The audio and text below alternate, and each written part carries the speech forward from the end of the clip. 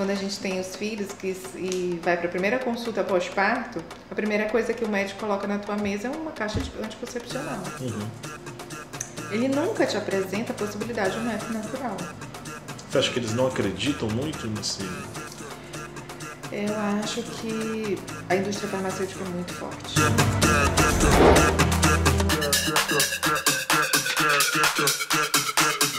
Então, gente, começamos mais um podcast aqui do nosso Pessoa, Sexo e Deus. Eu estou aqui com a Sabrina, falar aqui o nome dela todo, Sabrina Campos de Queiroz Aguiar, né, que aceitou o nosso convite para a gente conversar hoje. Tudo bem, Sabrina? Tudo bem, um prazer estar aqui com você. A Sabrina está um pouquinho nervosa, mas o negócio vai... Só um pouquinho. Um pouquinho, mas vai passar. Já ela vai estar super à vontade aqui falando com a gente. Então, primeiro, antes assim, da gente começar aqui a nossa conversa, eu queria convidar você que está aí nos acompanhando, aquele processo que você já sabe, né? Se você estiver no YouTube, curta esse vídeo, se inscreva aí no nosso canal. Se você estiver em outra plataforma, você também pode seguir, baixar esse conteúdo, enviar o link para outras pessoas. Reage, porque esse conteúdo vai, com certeza, estar bom demais. Essa conversa aqui vai estar muito boa. Sabrina, fala um pouquinho pra gente de você. Enfim, quem é a Sabrina? Sei que você é fonoaudióloga, não tô falando aqui certinho o nome da profissão. Fala mais. Tá, essa é a minha profissão, né, na qual me formei, mas Sabrina, sou casada há 18 anos, vou completar em maio, 18 anos, mãe de 4 filhos, né, vim de uma família de três filhos, né? Meus pais são católicos. Você superou seus pais. Eu precisava empatar com os pais do meu marido. Sim. Tiveram 4. Eu disse, não, a gente tem que empatar, né? Fui criada dentro de uma família católica, dentro de uma paróquia, né? Assim, tive toda uma educação, fundamentação cristã. Né? Casei aos 26, depois que me formei. Seu marido também tem essa tradição cristã na família? Eles sim, são católicos. Mas meus pais eram mais de vida paroquiana mesmo. Desengajados, mais pastorais. Engajados, exatamente. Meu pai hoje é diácono, né? Por conta mas hoje ele já não está atuando tanto, né? Sim. Inclusive até porque se mudou e as questões de saúde também, né? Sim. Então, me formei na área de fonoaudiologia e em 2000, né? Vai fazer 22 anos. Olha aí. O tempo passa, né? 22 anos. E é isso. Trabalho na área da justiça e na área da educação. Né? Sim. Nessas duas áreas, né? Sim, e Sabrina, assim, o fato também da gente ter te convidado foi para que você nos falasse falando da sua vida, falasse também desse tema que eu acredito ser muito importante para nós, que, primeiro, a família e a forma de planejar a família, né? Assim, o homem e a mulher se conhecem, se apaixonam, resolvem se casar, formar, né? Fundar uma nova família, né? Sim. E aí também vem a questão dos filhos, né? E aí, o que a gente faz? A gente faz quantos? A gente controla como isso daí? Aí tem toda a dimensão ideológica hoje em dia, né? Do prazer pelo prazer, né? Uma sociedade cada vez mais hedonista, e como um fruto aí da revolução sexual, liberação sexual, enfim, tudo isso daí estamos mergulhados nisso. Você casou há 18 anos, então com certeza essa nossa geração que não viveu ali a revolução sexual, né? Não estávamos ali nos anos 60 casar ali, vivendo matrimônio, mas vivemos as consequências, digamos assim, né? As ideologias que chegam até os nossos filhos, até nós. E você tem 4 filhos, né? Que é um pouco fora do padrão hoje, né? Assim, antigamente talvez tivesse mais, né? Enfim. Mas como foi para você, tipo, isso de ter 4 filhos? Veio vocês sentaram um dia, casaram, olha, vamos ter só um, não vamos ter só 2, porque a gente quer viajar, a gente quer, não, vamos ter só um para viajar muito, não, eu quero ter 5, eu quero superar a sua mãe, eu quero... Como é que foi, assim, com o seu marido, essa conversa, como é que foi, assim, todos esses 4? Tá. Assim, na verdade, acho que a gente nunca planejou ter 4 filhos, nem a quantidade, a gente não chegou. O que o meu marido dizia era que que Deus livrasse ele de ter apenas um filho, né? Se tivesse filho, que não fosse só um, para que ele não ficasse, assim, pelas consequências, ele achava assim que um filho só, ele pode se tornar alguém, de uma certa forma, muito egoísta, né? Porque não há essa questão da vivência familiar, né? De ter irmãos, é a primeira escola da vida, né? Com eles que a gente vai aprendendo a dividir, com eles que a gente vai aprendendo a ser tolerante, a respeitar o outro. A escola é a primeira, a nossa família é a primeira escola, né? Para a sociedade. Né? Então, e aí ele falava isso, mas ele também nunca pensou que ele teria 4, né? E ainda temos possibilidade de ter mais, né? E essa abertura à vida, ela veio a partir do momento em que a gente vai tendo consciência de ser filho de Deus, né? De que nós assumimos um matrimônio diante de Deus, fizemos votos, né? O voto, quando faz essa pergunta, você planejou ter todos esses filhos, assim? Eu disse, não, né? Porque quando eu assumi diante de Deus lá no altar, né? O padre pergunta, prometes ter todos os filhos que Deus nos enviar, né? Sim. E a gente fala, prometo. E quando a gente usa os métodos contraceptivos ou faz algum bloqueio a essa ação, a gente está quebrando esse voto, né? Que a gente fez ali diante de Deus. Mas essa consciência, ela não era imediata. Havia uma noção das sementes plantadas pelos meus pais sobre isso. No entanto, havia uma dualidade entre aquilo que a gente aprendeu e aquilo que a gente vai no mundo e vivencia, que as pessoas falam, né?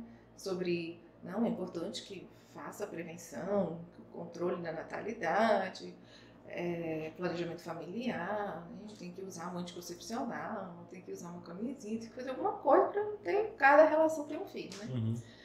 E quando eu era jovem, bem adolescente, desde pequena, os meus pais foram, como eles eram muito da igreja, eles foram escolhidos por um sacerdote para ser o casal, tipo experimento do método. Sim. Experimento e tipo para difundir também? Isso, uma referência? Exatamente. Mas que ano mais ou menos? Né? Gente, olha... Você era pequena? Tá, tipo, acho que 85. Olha. Porque eu era adolescente. Sim. Quando eles iam fazer a preparação dos casais, que naquela época se fazia individualmente nas casas, o casal visitava aquele casal que ia expor aquele tema, eu ficava embaixo da mesa ouvindo. E existia uma fita de vídeo, e quando eu fiquei adolescente, quando o professor ia dar aula sobre sexualidade, isso, eu levava essa fita, pedia para passar. Então, eu já conhecia esse método, sim, né? E fui me observando desde essa época. Conforme o método explicava, eu já me observava todo o meu ciclo menstrual. Parênteses nisso aí, né? Achei interessante que você escutava, né, a preparação que seus pais falavam, e também você assistia essa fita, você se interessava, você levava para a escola para passar para os seus colegas, né? Então, de certa forma, assim, você teve uma educação sexual em casa, que é raro, né? Tipo, é raro você escutar os pais falando do corpo feminino, o corpo você é menina, o seu corpo é assim, não sei o que, acontece assim, você é menino, é assim, não sei o que, e uma educação sexual mais aprofundada, não somente da anatomia, né? Mais profunda, ética, moral, né? Isso. O que você acha, assim, que hoje é um tabu também, assim, ainda falar de sexualidade de forma adequada, né? Assim, não somente... que você acha que se conhece muito sobre sexualidade hoje, sim, né? Porque se deixa muito longe desse tema a questão ética e moral. Sim. Né?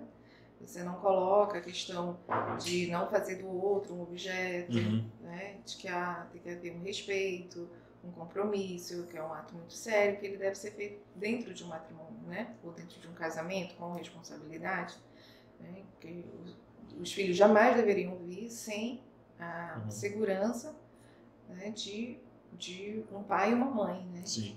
Sem essa cápsula de proteção. Né? Se fala muito da prevenção, camisinha, se fala muito disso. Né? E estimulando o ato, né, fora dessa divinização, né, do matrimônio. É isso. Mas continua falando aí, você adolescente, e aí foi crescendo, ouvindo seus pais. Isso. E já me observava, né? Eu sabia quando eu era fértil, quando eu não era. E quando eu me casei, eu coloquei para ele, né? Sim. Isso. Que havia essa possibilidade da gente fazer assim. Mas havia uma resistência, né? Porque, como eu te falei, eles eram cristãos, católicos, mas em termos de formação, essa formação que a gente tem, né? Assim, com certeza, ainda mais no Nordeste, que ele é do Ceará, né? A gente sabe que é uma formação muito machista dos homens, né? Então, tem que muito cedo provar que é homem, né? Tem que... Tipo, casou, tem que ter a sua esposa à disposição. Exatamente. Todos os dias, né? Quando ele quiser. Isso. Ele, inclusive, diz assim, isso foi uma propaganda enganosa. Como diz, casamento é propaganda enganosa. Porque tem que casar, né? Eu ia tomar banho na piscina todo dia, né? É como quem tem uma piscina em casa, né? Depois se ilude, né? Fica lá no trabalho, ninguém nunca usa.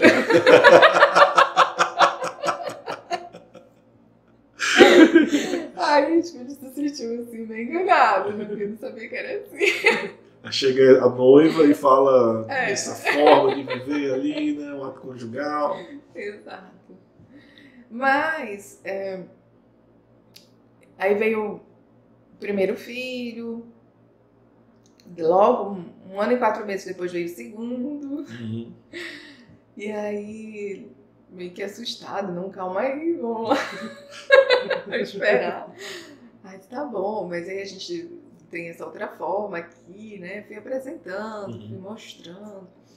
Um momento que nos ajudou bastante foi o Shalom. Quando ele trouxe para Macapá o Semplafan, uma senhora que é coordenadora, eu esqueci o nome dela.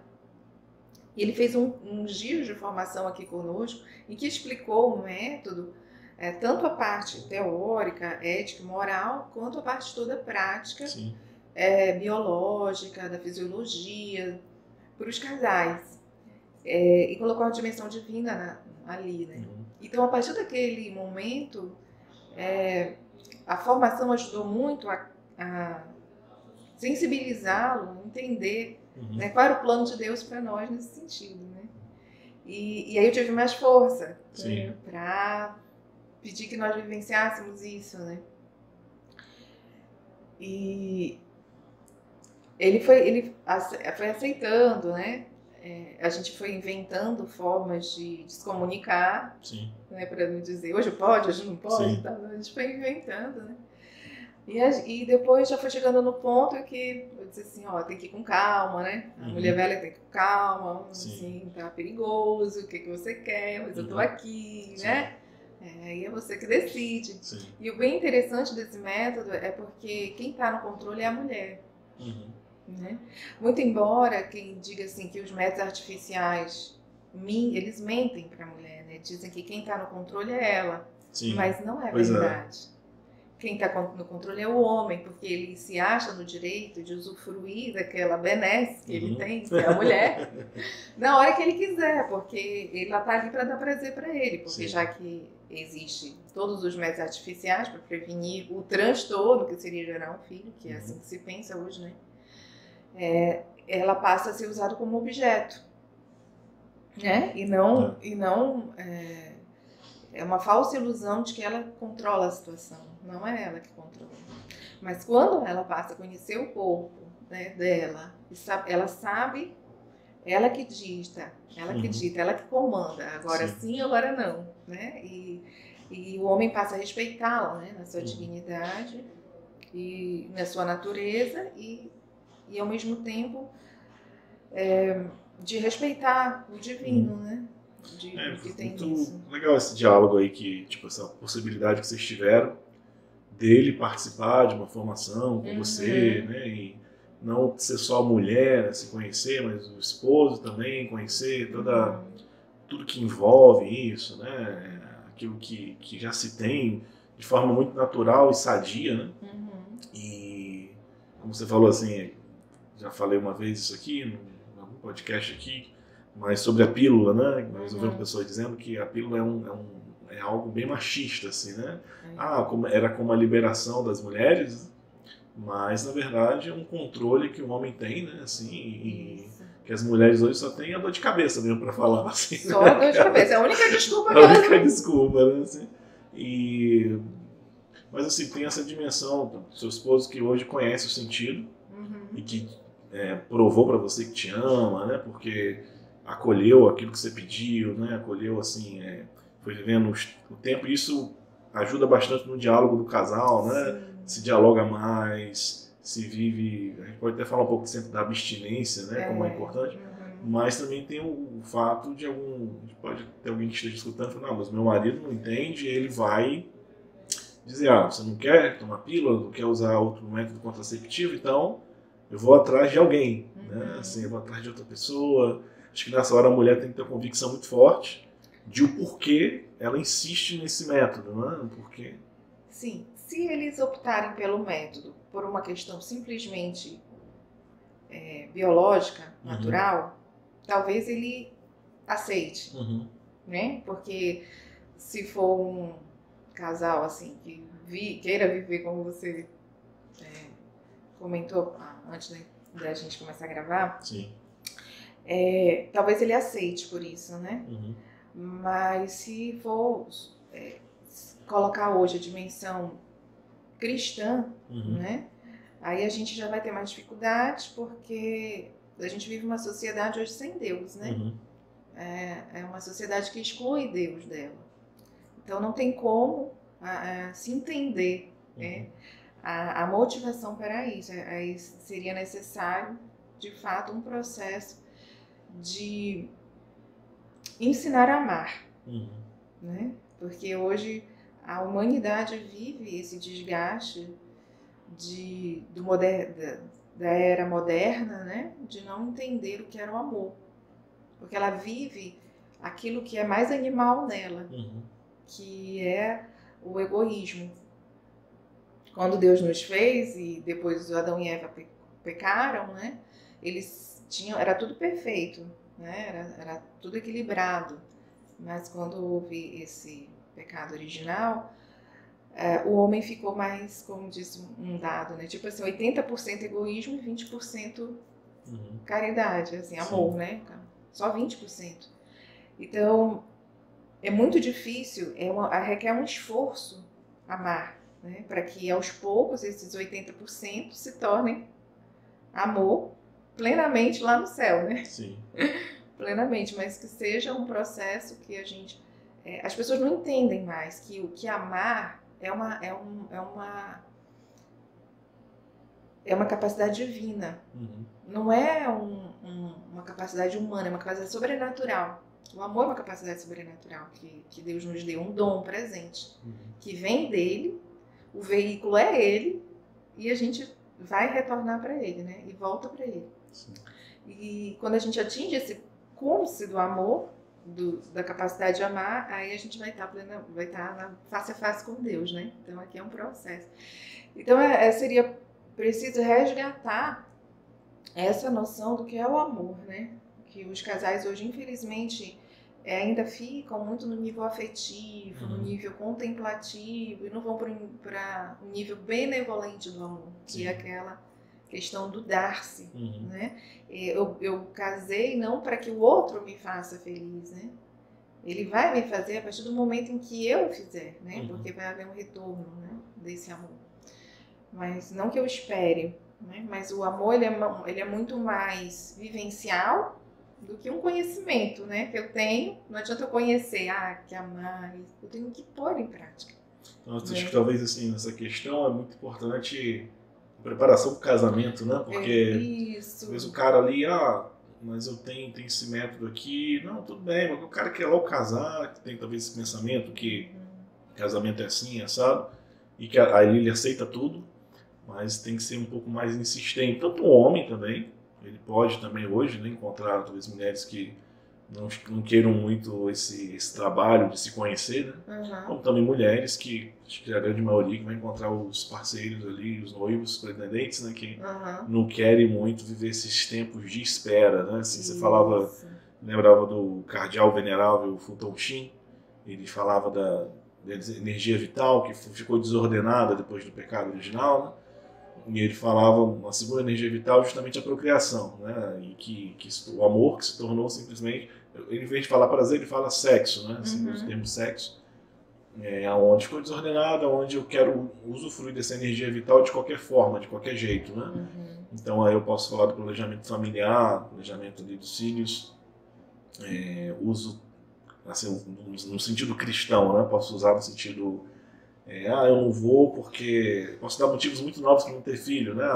Tá bom, porque eu quero dar dignidade para eles, né? Assim, porque eu quero dar o que eu não tive, né? Assim, esses pontos assim de discernimento, né? Exato.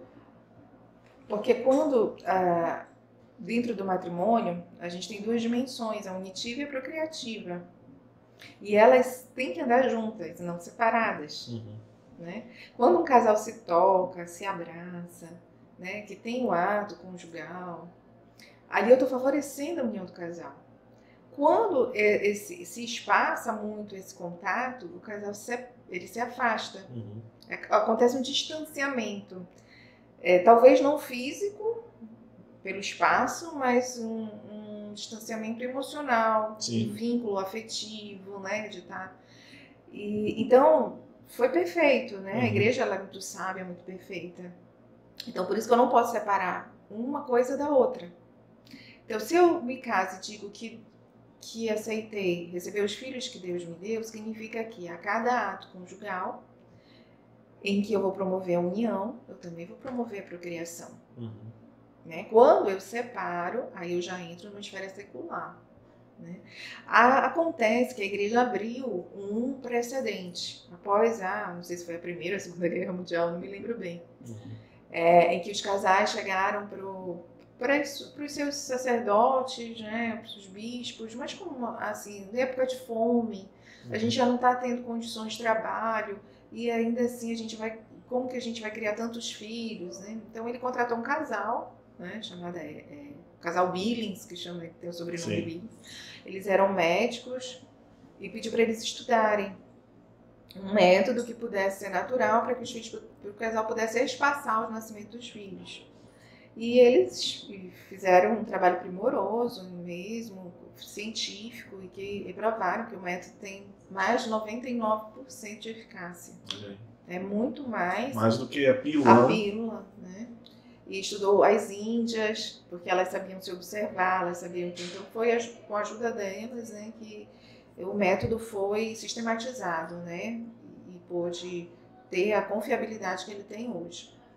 Aí a igreja abriu esse precedente, né, pediu ajuda a esses médicos que ajudaram os casais, mas ela tem regras, né? Ela diz que o planejamento, na verdade esse nome planejamento nem deveria existir, né? Mas a igreja dá essa abertura para que os casais possam, se acham que não têm condições financeiras, tem uma situação de doença. E que é ao casal de discernir, né? Ninguém deve interferir, né? Isso é entre eles e Deus, né? Que vão decidir quanto tempo isso vai durar.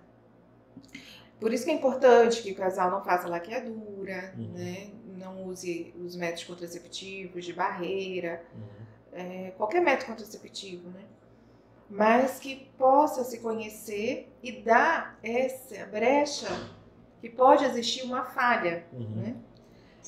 desses 99, tanto pode Sim. existir alguma coisa que dê errado, assim, mas que é certo. Sim. Né? Está aberta a surpresa. Né? Exatamente. Né? Então eu deixo assim a minha consciência um pouco mais tranquila em relação a isso, diante de Deus. Mas eu não posso usar ele, como eu posso dizer, como uma camisinha católica.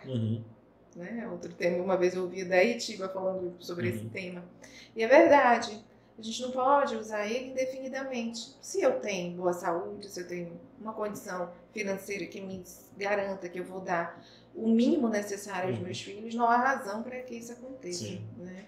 Só a única razão que há é o homem realmente achar que o mais importante é o conforto material, é não confiar em Deus, Sim. não confiar que filhos são bênçãos e que a cada filho novas portas se abrem, que é bênção mesmo. Sim. Eu me lembro bem que quando eu tive a primeira filha, eu já me abençoava em muitas coisas na minha profissão, mas depois dela e quando os outros foram chegando, houveram dificuldades, mas que a gente pôde suportar, né, para conseguir avançar. Né? Nada foi tão penoso ao ponto de dizer assim, não, vamos nos separar, ou então não, nem um filho mais, né?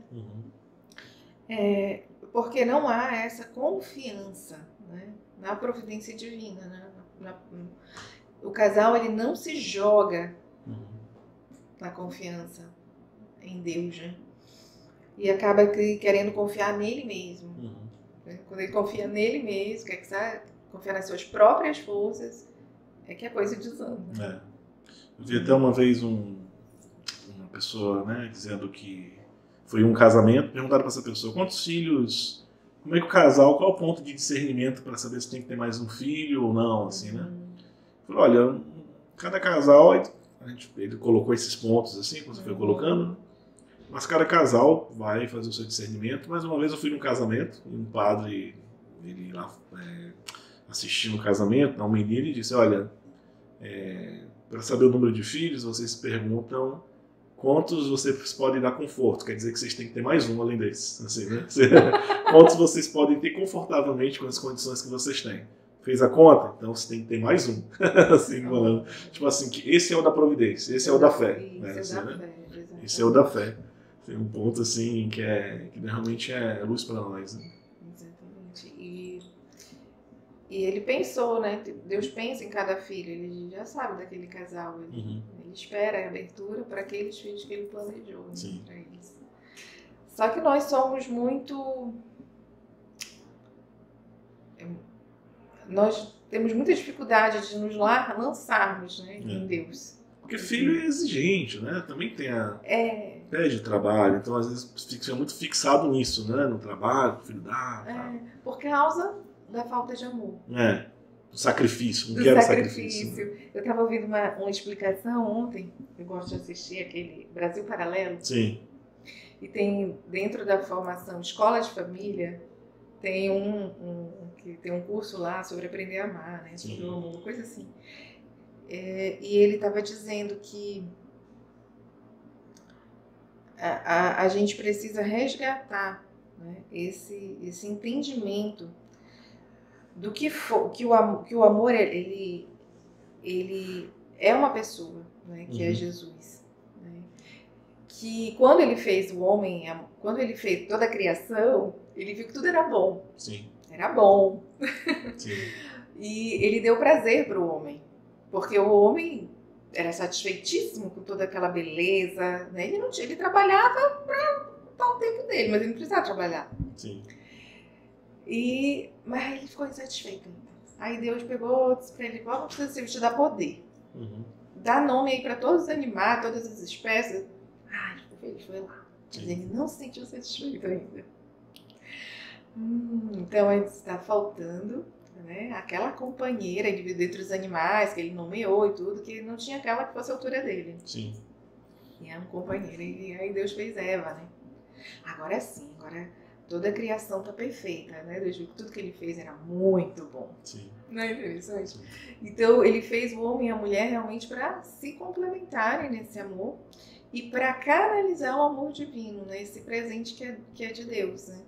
Que é o amor. Então, quando eles pecaram, quebraram essa estrutura e Jesus Cristo veio ensinar como consertar, né, aquilo, somente pela dimensão sacrificial. Ele vem ensinar, ele é um grande pedagogo. Né? Então, cada vez que você faz um sacrifício ou uma boa obra, uma ação, você despreza o teu ego. E aquele vai sendo preenchido pela satisfação de ter feito aquele bem, né? De ter sido útil para a vida de um outro, de buscar que aquela pessoa se sinta bem, que aquela pessoa tenha, né? E cada vez que você vai se sacrificando, você vai se curando. Né? É próprio da pessoa, a pessoa humana, assim, não somente teólogos ou filósofos conhecidos como cristãos, mas antropólogos até não cristãos, né? Assim, já deixaram bem claro que a pessoa humana ela é feita para a relação, ela é feita para o dom de si, né? Assim, dentro da teologia do corpo, o Papa João Paulo II utilizava muito essa linguagem da esponsalidade do corpo, né? A linguagem esponsal do corpo humano, né? Do homem e da mulher, que se expressa ali pelo corpo, quebrando um pouco essa visão utilitarista, né? Tanto o Papa João Paulo II trabalhou muito nisso, né? Tanto nas cartas dele em relação ao trabalho humano, em relação à sexualidade, mas também ao trabalho, né? Todas as formas de utilização da pessoa como objeto, né? A igreja tenta combater. Né? Porque não é da pessoa. A pessoa não é feliz. Não é feliz, assim. Porque daí vem o sentido da nossa vida, né? Eu só vou ser verdadeiramente feliz quando eu entender que a verdadeira felicidade passa pela cruz. Né? É o pé de apoio. O Papa Francisco fala isso também. Isso. E aí, como as pessoas se afastaram de Deus, a gente tem uma sociedade pagã, perdeu essa dimensão. E ela não consegue chegar nesse nível benevolente de amor. E ela fica perdida porque não foi ensinada. E ela busca sempre, ela acha sempre que com ela vai ser diferente. Que ela vai ser feliz pelo prazer e pelo poder. E essa felicidade nunca chega. Né? Porque ela não entende, porque nunca ela vai conseguir se ela não entender que esse amor é divino. Que essa felicidade, ela só tem uma origem que é divina. A felicidade que ela precisa para dar o verdadeiro sentido a ela é essa dimensão espiritual, transcendente. A gente busca, precisamente, a transcendência, às vezes, em aquilo que não pode nos dar a transcendência, né? Eu nem, busco na pessoa de uma forma que não é a forma como eu devo buscar a transcendência, né? Eu busco o que a pessoa pode me dar, né? Exato. Ou então busco Deus na pessoa, né? De uma forma que eu deveria buscar em Deus mesmo, diretamente, né? E eu acabo me decepcionando, perco o sentido, começo a viver esse vazio existencial, porque eu não encontro em nada do que eu acho que eu poderia encontrar. Né? Enfim. E por isso que vem a dificuldade dos casais, né? Acham que ficam encontrando desculpas na situação financeira. Não, preciso estar bem financeiramente. Mas o que é estar bem para você financeiramente? Quando você passar a ganhar 100 mil reais por mês? Exato. Né? Isso não são desculpas que ele vai se dando para uma resposta que ele não consegue encontrar. E a gente pode criar necessidades, né? Isso, porque ele não chega, né? Então eu preciso, para virar o jogo hoje, é preciso ensinar a amar. Sim. Né? E a família, ela é a escola de amor. Né? Se eu não ensino os meus filhos a amar de verdade, aquele amor que é de renúncia, né? Por isso a importância de ensinar desde pequena, fazer um pequeno sacrifício, o que a gente chama uma mortificação, uma penitência, né?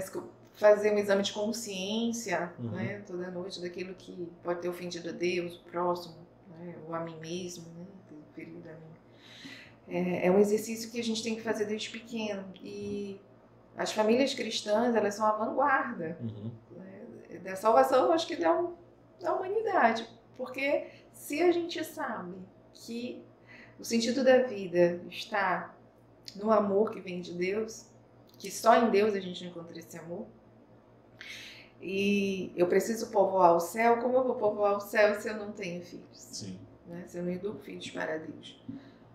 E cada vez que a gente vai entendendo esse amor sacrificial, a gente vai se abrindo mais à vida. A gente realmente deixa de ser mais egoísta e vai vendo a beleza que é educar uma criança para Deus. Tu fala assim, a gente tem que educar a criança para o mundo. O cristão não educa para o mundo. Ele educa para estar no mundo. Ele sabe que aquele é um peregrino. Ele educa para o céu. Ele só vai aprender a estar aqui. Mas não é para o mundo que se educa. Um cristão não educa. Uma frase, né, que eu gosto de falar, de um irmão da comunidade, que é o nosso econômico até da comunidade, o econômico geral da comunidade Shalom. Ele disse, né, uma vez ele pregando, ele falava, não devemos educar os... Ele também tem muitos filhos, acho que tem 4 ou 5. Né? Não devemos educar os nossos filhos para vencer a vida, vencer na vida, mas para vencer a morte. Né? Vencer a morte. Educá-los para isso, né? Educá-los realmente, como você está falando, um sacrifício e tudo. Eu acredito que, tipo, falando dos métodos naturais, é um caminho de ordem, né? Porque, como você está falando, né? Você tem que se conhecer no início, né? Você tem que ir ali observando o período menstrual, depois você vai contando ali e vai observando, né? Ali não é a tabelinha, o não né? É a tabelinha. E por isso que ele é bem seguro, né? Sim. Assim, independente, a gente estava falando sobre isso, né? Independente se as suas regras vêm, tem mulheres que falam, mas é porque minhas regras vêm em épocas diferentes do mês, eu não consigo saber direitinho. Se confunde com a tabelinha esse método, né? Se confunde. Ele não é uma tabela, ele é um método de observação do muco cervical, que se diz aquele. E às vezes as mulheres, por não conhecer nem que existe esse muco, pensam que é uma doença, né? Querem eliminar aquele muco de todo jeito. A cada ciclo menstrual se observe esse aparecimento do muco, ele muda. Né? Ele pode vir durante a menstruação, ele pode vir logo depois, que já está numa fase finalizando aquela sangramento, né? O sangramento, ou ela pode vir no meio do ciclo. Né? Então aí a gente vai ter os períodos curtos, os ciclos curtos, médios e longos. Então cada mulher vai ter um ciclo, né? E aí só para vou tentar o seu material. Eu vou só tentar para que vocês visualizem, né? Então vamos ver aqui. Um ciclo curto poderia ser aqui a menstruação, um período seco, o início do aqui o período fértil e o período pós-fértil, né? Período fértil são o quê? Os 3, 4 dias? Na verdade, são 3 dias antes e 3 dias depois do dia ápice, que é o dia que o óvulo pode se desprender. Ele pode se desprender no dia ápice, no primeiro dia pós-ápice ou no segundo dia pós-ápice. Então, se ele se desprende no segundo dia pós-ápice, ele ainda vai ter 24 horas de sobrevivência. Então, por isso não se recomenda a relação no terceiro dia pós-ápice, porque ainda pode ter um risco de gravidez. E aí se libera as relações aqui no 4º dia pós-ápice. Que aí pode acontecer uma surpresa também. Pode ser que aconteça. Pode ser, aquela abertura que a gente falou. Né? Pode ser. Pode ser que ela erre a observação, né? Mas se ela for bem treinada, ela não erra, não. Por isso que ela não pode ter relação no período de forte sangramento. Porque ela não vai conseguir definir se o muco está presente ou não. Né? Então, quando já vai ficando borra, aí ela consegue, quando ela for se limpar, ela vai sentindo a uva mais molhada, né? Mais lubrificada. Melhor, né? Isso, saber. ela vai saber. Opa, então aqui eu já não posso ter relação. Né? Eu já vou observando que naquele período ainda tem muco. Bom, quando é que eu sei que eu estou no dia ápice? No dia posterior. Nesse dia eu estava molhada. No dia seguinte eu fiquei seca. Então eu sei, ontem foi meu dia ápice. Hoje eu estou no primeiro dia pós-ápice. E aí eu conto 2, 3, entendeu? Tem até a ciência ajudou, a tecnologia, né? que tem um aparelhinho. Eu nunca usei. Nunca usou, mas tem gente que usa, vontade. né? E na Europa se usa bastante, assim, né? É. Um aparelhinho que tem uns refis, assim, né? Eu Que a mulher utiliza com a urina, né? É. E ali vai ajudando, né? Para poder ela confirmar Isso, a observação dela. E com É. o tempo ela nem usa mais aquilo. Assim, É. ela abre mão daquilo, entendeu? Mas é só um auxílio da tecnologia para... Não, realmente estou observando direito, né? Assim. E a cada observação do método Billings, né? O método Billings, né? Assim que ele trabalha, é um dos métodos naturais. Um dos métodos, né? Ele tem vários outros, né? Aí você precisa fazer uma anotação aqui nessa tabela. Aí você faz vários, tem bonequinho, tem marcação de pontinhos, e são códigos que vão dizer, né? Se você está molhada, se você está seca, se você entrou no período fértil, se o dia que teve a relação, se a partir daquela relação há risco de ter um bebê, você anota também. Sim. Então, quando você conhece, você tem ali um mapa, né? E com o tempo, de tanto você fazer, depois você já não vai anotar não precisa. Só que o método Billings precisa sempre anotar. Se você deixar de anotar, não é mais método Billings. Você não está usando o método Billings.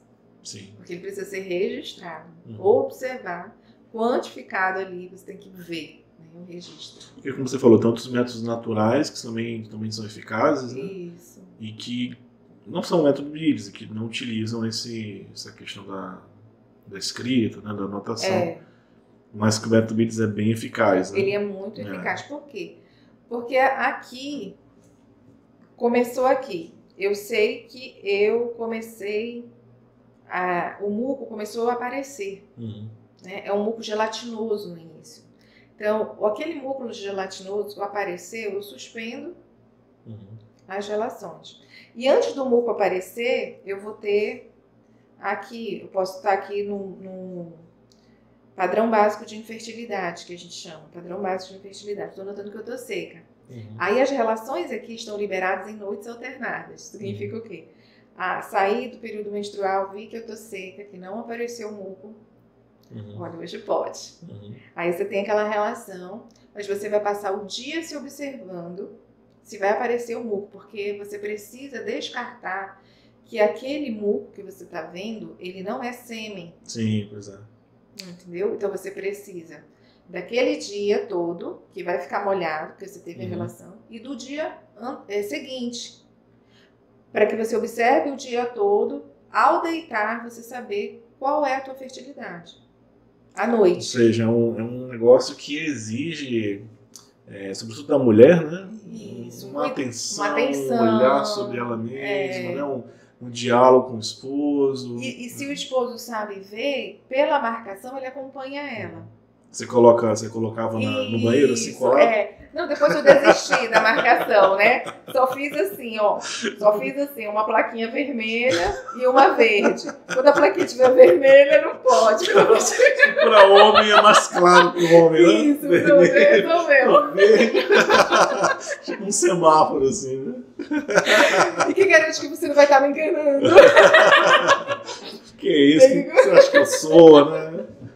Não, mas é interessante porque, assim, como aquilo que a gente falou, né, no sentido do sacrifício, entra aí também, né? Porque entra aqui também. Tem que ser observado que esse período de abstinência que você falava, né, que você ia falando, me lembrando de Deus, assim, né? Nós que vamos buscando, assim, uma vida de oração, querendo ser amigos de Deus, essa linguagem que a gente utiliza dentro da igreja, na comunidade também, a gente procura estar todos os dias com Deus. Ou toda semana eu vou para a adoração, eu vou para a missa mais de uma vez, não somente no domingo, mais de um dia na semana, né? A pessoa quer ser próxima de Deus, né? E na relação homem e mulher, no matrimônio também, assim, né? É necessário essa aproximação, esse dia onde a gente vai ali ter mais aquela, não somente o ato conjugal, mas também tempo a dois, né? Mesmo com filhos, mas dá um jeito de madrugada, a hora que os filhos dormirem, tem que ter ali um tempo a dois para conversar, para rir, para trocar carícias, né? Nem que não seja o ato conjugal. Mas ao mesmo tempo também o período de abstinência não é também algo negativo, né? Assim, sentir a falta do outro, sentir a saudade do outro, sentir do ato conjugal em si, né? E isso, de certa forma, também, essa saudade deve ser alimentada, né? Esse fortalece. período. Agora, não deixamos de pensar também que Deus fez tudo de forma muito perfeita. Muito ordenado. Muito ordenado. E que o perfeito seria, se estamos abertos à vida, se fizemos os votos, no dia em que o meu marido me deseja, eu desejo meu marido, eu tenho que estar disponível. Uhum. Mesmo sabendo que pode ser um período pode fértil. vir um bebê. Mas se o casal tem as suas particularidades, ele tem as suas ressalvas, as suas condições, então ele vai fazer um sacrifício. Sim. Mesmo te desejando, mesmo te querendo. Tem esses pontos que a gente não vai conseguir entrar em tudo aqui, mas mulheres que correm riscos de vida quando engravidam, seríssimos, né? E que o casal pode... Enfim. Isso. E aí existe também um regramento aí da igreja, né? Uma permissão. Tem que ter esses, como é que eu posso dizer assim, essas exceções. Essas exceções. Né? Muito embora, por exemplo, eu fiz 4 cesarianas. Uhum. Não porque eu não tivesse condições, eu acho, de ter um filho normal, porque realmente meu marido não permitiu que eu sentisse um filho de novo. É mesmo? Ele não queria, ele tinha medo, assim, do Estado, por ser um Estado muito precário, se eu não... Enfim. Né? E os médicos também não incentivam a gente ter um parto humanizado, parto normal. Já vão colocando na gente uma dificuldade, assim, o cordão umbilical tá enrolado, vamos marcar essa cesárea. E aí a gente vai se ficando inseguros, né? Mas eles dizem pra mim, né? Não dá mais. Que não dá mais. E eu confio em Deus. Se viesse um quinto, nele tá toda a minha confiança. Porque eu tô tentando honrá-lo. Isso é uma loucura, né, Sabrina? Porque eu amo... como é? A lógica de Deus é loucura para os homens, né? Então, assim, vai chegar ao ponto de um martírio? Não. Se eu cheguei à quarta, né? E eu conheço uma mãe que tem 11, só um foi normal, o primeiro. Todos os outros foram, porque ela não poderia mesmo, foram cesariana. 11. Então, às vezes, a gente cai no conto da carochinha. Porque é conveniente dizer, né, uma estratégia global de redução, né, da população. Antes, aí a gente não vai entrar nessa seara, né? Mas antes se quis controlar a natalidade com as pílulas, não conseguiram, porque quando a mulher queria ter filho, ela largava as pílulas. E aí vem a ideologia feminista, que vai querendo que a mulher não se feminilize, que ela não exerça a maternidade, ou que ela nem queira ser mulher. Pronto, se ela não quer ser mulher, ela não vai nem querer. Então eu resolvo o problema. Né? E aí a gente entra nessa outra questão. Então toda a ideologia, e aí tudo vem para dificultar mais ainda essa ideia de que a mulher pode ter, né, tantos filhos quanto ela quiser. E a dessacralização do mundo afasta essa confiança em Deus. Né? Isso. Assim, caminhando para o fim, né? Assim, teria muito assunto para a gente falar, muitas horas aqui, porque é um assunto bem que a gente poderia se estender bastante. Né? Mas a gente falou muito aqui dessa dimensão cristã, né? Que é tipo, a tua convicção, que é a minha também, de alguns, de muitos, né? que estão nos ouvindo, nos assistindo. Mas também tem uma outra razão, outro motivo também para abertura à vida, como para a utilização dos métodos naturais, pelo simples fato de que tipo, uma mulher sadia não tem para que ela tomar um medicamento, né? O hormônio ali acho que fala hormônio sintetizado, né? Ali, sintético, ali, um remédio, né? Se ela está sadia, né? E se ela pode viver essa observação, tem as consequências da pílula, assim, né? No corpo de cada mulher, tanto é que ela vai se adaptando, vai vendo se aquela ali vai dando certo, vai fazendo bem para ela, né? E tudo. Quando tem mulheres que precisam de uma reposição hormonal e tomam a pílula, assim, né? E ali é um medicamento realmente que está agindo, né? Mas em outros casos, para se evitar a gravidez, não é tão assim, desculpa ser a palavra, né? Mas não é tão o mais inteligente a se fazer. Você precisa pensar até na lógica, né? Você está tomando um medicamento e dá para fazer de outra forma, né? Você tendo saúde. Assim, um ponto que a gente falava, né? Porque hoje é o tempo do natural, pelo menos assim na Europa, eu morei por lá como missionário, eu via se faz muito propaganda de produtos bio, que eles chamam lá, né? Assim, tem a parte do supermercado, que são produtos sem agrotóxicos, sem orgânicos, né? Também se fala muito de deixar a pessoa livre, né? Viver os seus desejos, os seus impulsos, né? Mas quando chega nessa parte de se viver a relação, o diálogo, né? Por meio de um método natural, se para um pouco nisso, se prefere mais prático, né? Eu creio que é muito mais por falta de conhecimento, de divulgação, né? Dessa possibilidade. Porque como ele não é comentado, quando a gente tem os filhos e vai para a primeira consulta pós-parto, a primeira coisa que o médico coloca na tua mesa é uma caixa de anticoncepcional. Ele nunca te apresenta a possibilidade de um método natural. Você acha que eles não acreditam muito nesse... Eu acho que a indústria farmacêutica é muito forte. A Big Pharma está aí, ela quer vender. E os médicos, de alguma forma, se beneficiam com isso. Talvez os médicos mais na linha cristã ainda conseguem apresentar, né, por uma questão ética, moral, ainda apresentam. Mas se ele fosse... e ele é recomendado pela Organização Mundial da Saúde como método de planejamento familiar, está lá dentro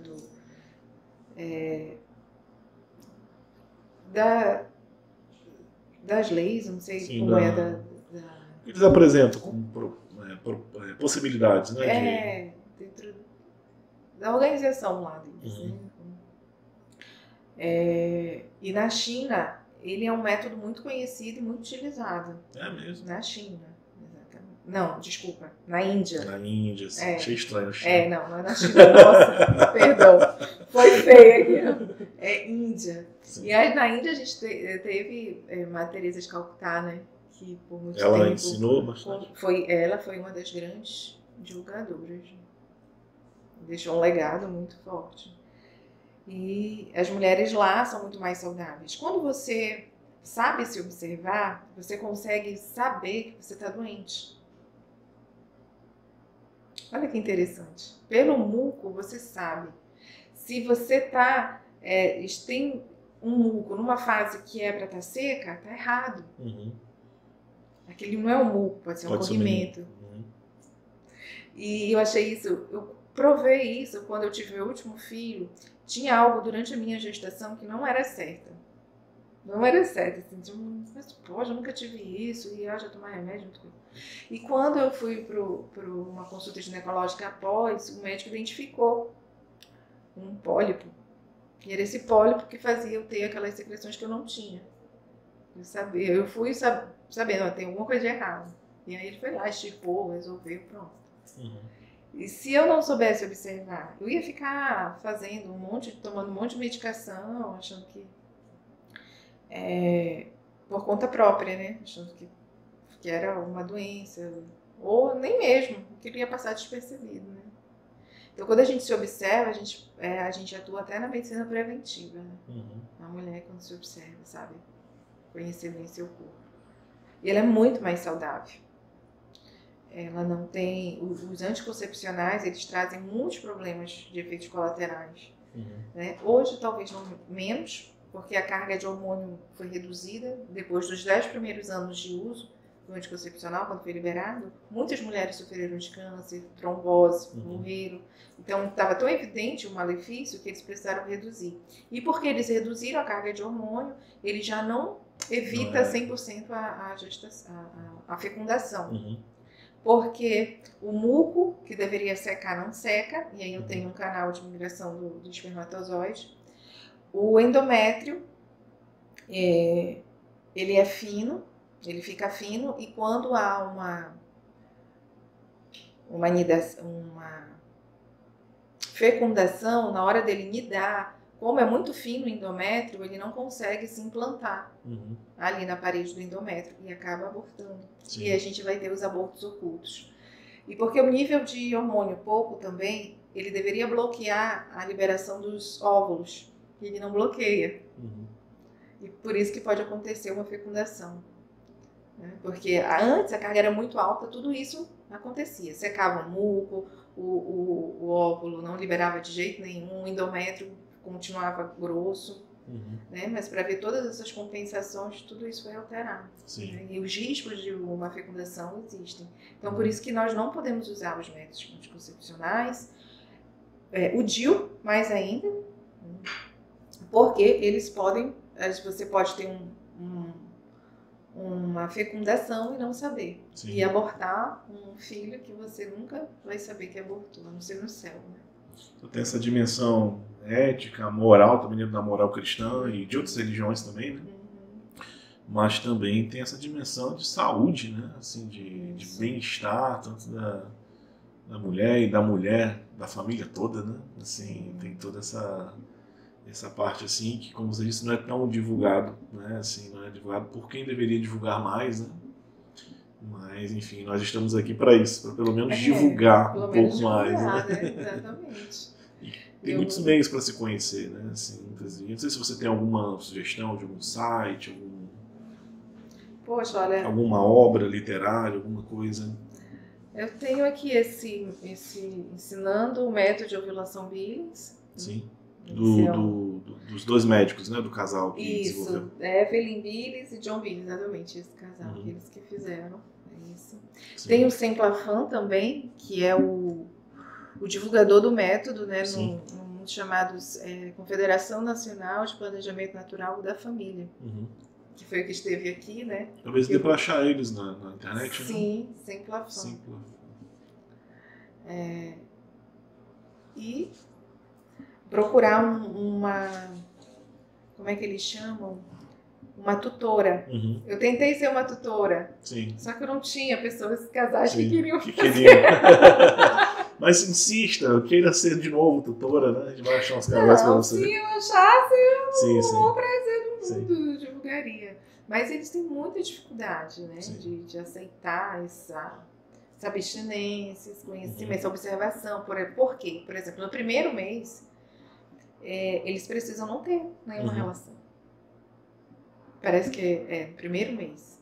Ou até um pouco mais, para a mulher se sentir segura de observar bem todo o ciclo. Aí, difícil, né? Casal recém-casado ali. Daí a importância da preparação, né? Do matrimônio. Que antes disso a mulher já vai se observando. Sim. Já vai tendo essa experiência. Infelizmente hoje está tudo ao contrário, né? Você tem os filhos, depois vive junto, né? Vive junto, aí depois a graça chega. Sim.